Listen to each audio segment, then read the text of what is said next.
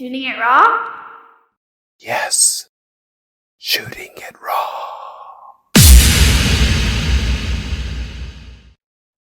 Oh, look at that.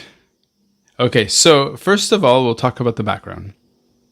Sunny, sunny day, cumulus clouds. There could very well be a polarizing filter because the clouds are popping. The sky is dark blue, really beautiful. Far off, you see this nice high mountain. No snow on the peak, but it starts breaking above the tree line. It's very nice. And then there's the perspective is of a road, straight road going straight through what looks like a small village. And in the front is you doing a selfie, holding up the camera. Your glasses are on the top of your head. Your hair is pulled back. The sun is making you, it looks like a nice summer scene. And it's called Canmore, Alberta. Diane in Canmore, Alberta. Yep. Let's talk Canmore. Yeah. So what's this? I live not far away from Canmore now. So Canmore and Banff, we've been out there a couple of times since I moved out here. And yeah, no filters, no nothing on that. That's just cell phone. So Amazing. yeah. And that's been one of the great things about moving back to this part of the country is the Rocky Mountains are absolutely incredible and totally inspiring. And even I went this past week, I was actually out in the Okanagan and taking a zillion pictures because, you just can't help it out there for sure. And coming back through the mountains, the same thing, like just it's awe-inspiring. And new book and my camera. So Right. So what's for somebody who's listening in from the Philippines or Australia? What's a Banff and what's an Okanagan? Banff. Funny words. Yeah, Banff is a funny word, absolutely. But it is a little resort town in the Rocky Mountains, about 45 minutes ish from Calgary, which is very major city. Okanagan, the Okanagan Valley is kind of the valley between two mountain ranges, and they get very hot, very dry, and they grow amazing grapes and cherries and peaches. We've been eating cherries all week. Nice. And they have, as my brother says, there's 400 vineyards within like a stone's throw of his house, basically. Yep. There's the most incredible wines, and they have actually inspired a whole other mystery series that I will be working on over the winter. Right. Well, I was going to ask how the landscape was going to affect your writing, because it's one thing to be on the Canadian Shield out in Ontario where it's kind of flat and kind of rolling hills and old landscape versus moving over, and the Rocky Mountains are so dramatic. It's like, it's funny when people picture Canada and they've never been, what they picture is British Columbia, with the big mountains and the big ocean and the big trees and everything's big. Yep. Yeah. So how familiar is the Okanagan within you and also Banff, like that whole area? Because this goes back to your childhood, I imagine. Not really so much. I had been out to the Okanagan as a kid, but it wasn't until about 5 years ago. My brother lives in the Calgary area, and they bought a cottage out in the Okanagan. So I've been out there now 2 or 3 times now. Oh, but wow. we take all these little dirt roads up to the middle of nowhere. There's so many things you see, and all of the wildlife. Like we were chasing turtles off the road and luring snakes off the road, and there was deer and quail, which if you've never heard a quail, you do have to Google that sound because they are just hysterically funny. It is so cute. Right. Just the wildlife and that's even driving from Ontario. It took me 2.5 days to get out of Ontario. Oh, yeah. So I was living close to Toronto, 2.5 days to get around the north side of Lake Superior. It's massive. And the same thing, there was the moose and the deer and the bears and all of those animals that you read about.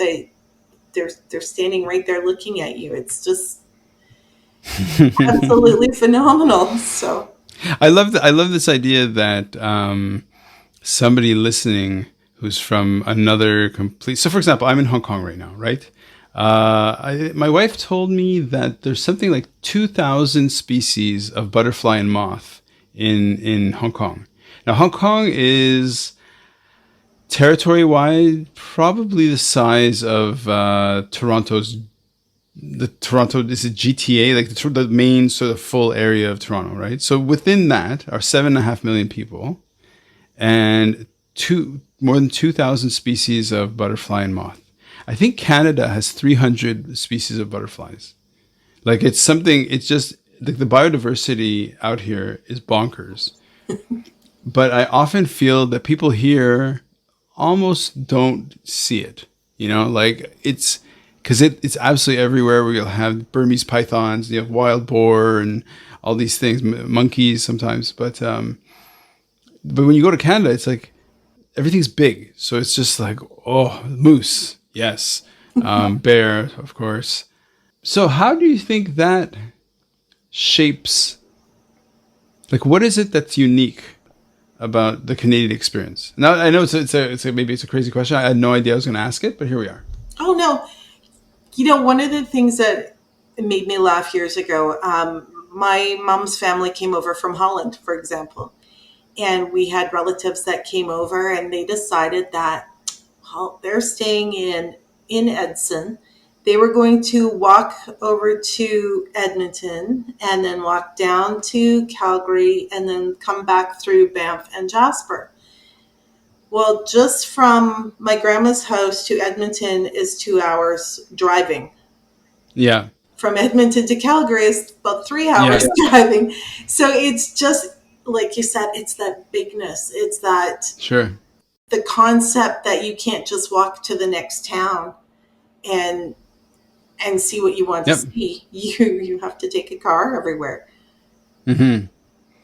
Yeah, when I met my wife, she was living in Montreal and I was living in Toronto. And I tell the story, people are just like, "Oh, okay, wow." And I said, "Yeah." So we have to do like a funny commute. Sometimes I'd hitchhike. I'd hitchhike to Montreal from Toronto, and people are just like, "Oh, how far is that?" I was like, "Oh, it's 700 kilometers." And that's not far. Like as far as Canada's concerned, 700 kilometers is like, let's just do that over the weekend. Yeah. So what sparked the move back to Alberta? Well, there were a lot of things. Like my job was good, but I wasn't. It was kind of a dead end thing at that point. Mm-hmm. And the relationship I was in wasn't going anywhere. And one of my kids was already moving back. I think he moved back a month before me. And then one of my other kids said, "Well, you know what? I'm going to do that too." But he's kind of on hold right now for a job. But it was just my family's here. I lived in Ontario for about 18 years, and it was time to come back home.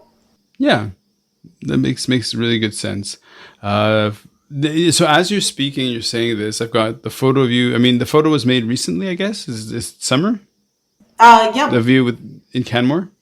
Yeah. Nice. Yeah, so it's basically Canada at its best. Super bright, super hot. Everything grows. Everything's great. How does the winter sit in your head as a writer?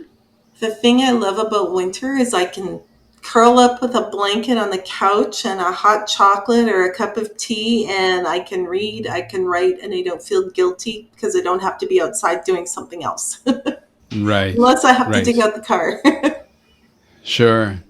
Okay, so in terms of like the breadth and the scope, like in terms of how you construct your narratives, like is it all contained within Canada? Like how big is the world that you create?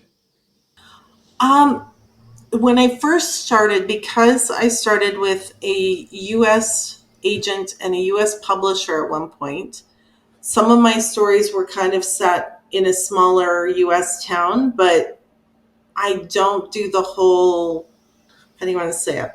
I'm not like USA. It's big enough that it could be either side of the border.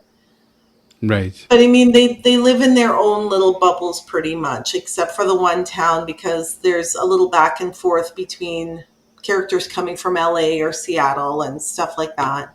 It's a smaller bubble. They're not Sure. international or anything.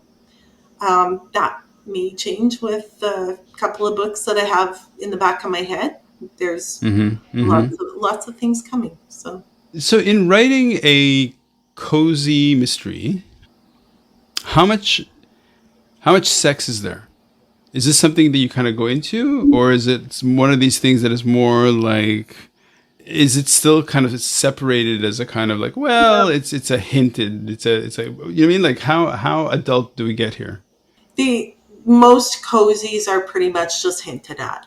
It's same Oh, with okay. the murder. The murder doesn't actually occur on the page. You don't see blood, guts, gore, but you hear, oh, so and so died, and this is what they died of, and that's kind of the end of that. The Hmm. same with the sex. Like there's a little bit of romance for sure, but anything beyond that is behind a closed door. Ah, okay. Foreplay of murder, foreplay of That's a good way to put got it. it. Okay.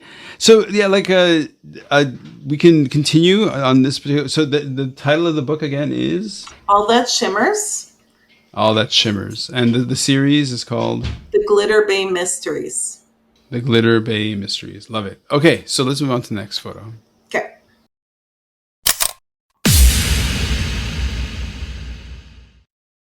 So, is life really a gift? Really? Can you make every second count? That's the whole point of the podcast. So, if you like what you've seen and you're inspired, because that really is my mission, then please give it a like, subscribe, and share. Shooting it raw? Yes, shooting it raw.